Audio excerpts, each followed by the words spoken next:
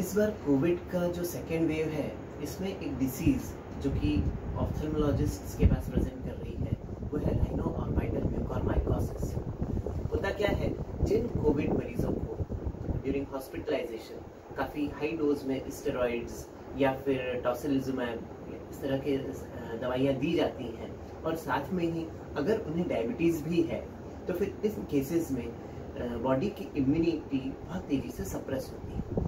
हालांकि फिजिशियन की तरफ से ये चीज़ जो साइटोकाइन स्टॉर्म होता है, जो बॉडी के अंदर एक इम्यूनोलॉजिकल फिनोमेना चल रहा है, उसको उसी पॉइंट ऑफ टाइम पर सप्रेस करने के लिए ये जो दवाइयाँ होती हैं ये लाइफ सेविंग रहती हैं, इसलिए इनका सही समय पर देना ज़रूरी रहता है। लेकिन फिर भी जब इम्यूनिटी सप्रेस होती है तो कभी कभी ऐसा होता है कि Mucor which is a black fungus वो साइनसेस के अंदर ग्रो करना शुरू कर देती है। अगर ये डिसीज हो रही है which is like said as sino orbital mucormycosis, तो साइनसेस से ये डिसीज शुरू होती है। धीरे धीरे ये हमारे ऑर्बिट यानी कि जो हड्डियों में जो खांचा है जिसके अंदर हमारी आईबॉल होती है, उसे हम ऑर्बिट कहते हैं, उसके अंदर जाती है और उसके बाद ये ब्रेन में जा सकती है। कुछ केसेस में म्यूकोरमाइकोसिस साइनसिस से स्टार्ट होके जबड़े में भी जाता है, मैक्सिला में और टूथ वाले एरिया में भी जाता है। तो म्यूकोरमाइकोसिस एक बहुत ही इन्वेजिव फंगल इन्फेक्शन है। अब दो चीजें समझना रहेगी कि इससे बचने के लिए क्या करना चाहिए और दूसरा इसका इलाज क्या होता है। इससे बचने के लिए सबसे इम्पोर्टेंट ये है कि ड्यूरिंग एडमिशन फेज या फिर हॉस्पिटल से डिस्चार्ज के बाद में भी जब कोविड का ट्रीटमेंट चलता है, तब शुगर का कंट्रोल बहुत बहुत ज़रूरी है। शुगर अगर स्टेरॉइड्स दे रहे हैं तो साथ में ज़रूरी है कि इन शुगर को प्रॉपर मॉनिटर किया जाए, या इंसुलिन ड्रिप के द्वारा या इंसुलिन के द्वारा शुगर को बहुत टाइटली कंट्रोल किया जाए। सेकेंडली, एक proper hygiene, mask related hygiene, nose related hygiene, ये हमें मेंटेन करना है। जब तक ज़रूरत ना हो तब तक जो हमारे फिजिशियंस हैं उनसे भी मेरा यही रिक्वेस्ट रहेगा कि हमें बहुत ब्रॉड स्पेक्ट्रम एंटीबायोटिक्स अवॉइड करना है। Overall nasal hygiene, nasal saline wash किया जा सकता है।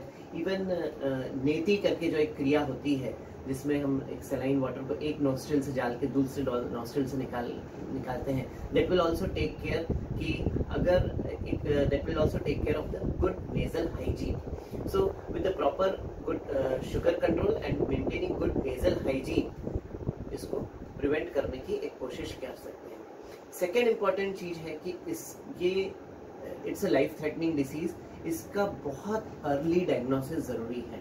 अगर चेहरे पर इस तरह का पेशेंट है जो कि हाई रिस्क कैटेगरी में आ रहा है, पोस्ट कोविड है, शुगर अनकंट्रोल रहा है, या फिर जिन्हें हाई डोज स्टेरॉइड लगा है, या फिर टॉसिलिजुमैब इस तरह के इम्यूनो सप्रेसेंट्स कुछ लगे हैं, तो इस तरह के हाई रिस्क पेशेंट्स को इस चीज़ के बारे में अवेयर होना चाहिए कि अगर उनके चेहरे पर थोड़े से भाग में कुछ सुन्नपन आ रहा है, या फिर चेहरे में कुछ एरिया में दर्द हो रहा है, या फिर आंखों की पलकें कभी झुकने जैसी हो रही हो, या फिर एक साइड की नोज ब्लॉक हो रही हो, या फिर नाक में से कुछ काले कलर का डिस्चार्ज आ रहा हो, ऐसी कोई भी स्थिति बनती है तो, या फिर चेहरे पर उनको अनकंफर्टेबल लग रहा हो, डिप्लोपिया हो रहा है, डबल दिख रहा है, तो ऐसी कोई भी स्थिति बने तो तुरंत अपने ट्रीटिंग फिजिशियन से या फिर ईएनटी स्पेशलिस्ट या फिर ऑप्थेल्मोलॉजिस्ट से संपर्क करें। Early diagnosis is the key to saving life. अगर हम अर्ली डायग्नोसिस करते हैं तो ही इसमें जीवन को बचाया जा सकता है। एक बार ये इन्फेक्शन अगर साइनसिस से निकल के अगर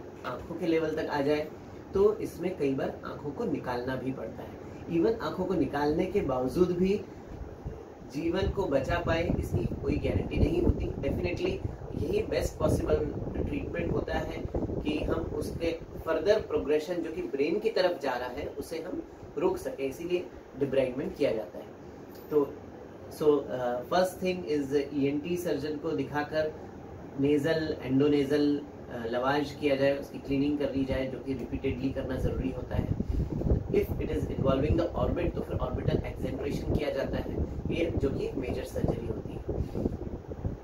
एम्फोटेरेसिन बी, इस तरह के एंटी फंगल का बहुत इंपॉर्टेंट रोल है, जो कि फिजिशियंस की सलाह के अनुसार ही आपको इंट्रावीनस इस तरह से दिया जाएगा।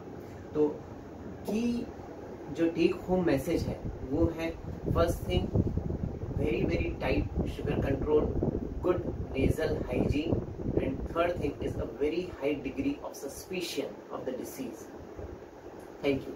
तो आप अपना ध्यान रखें और अपने नज़दीकों में जो भी डायबिटिक्स हो उन्हें इस बारे में अवेयर करें। Thank you.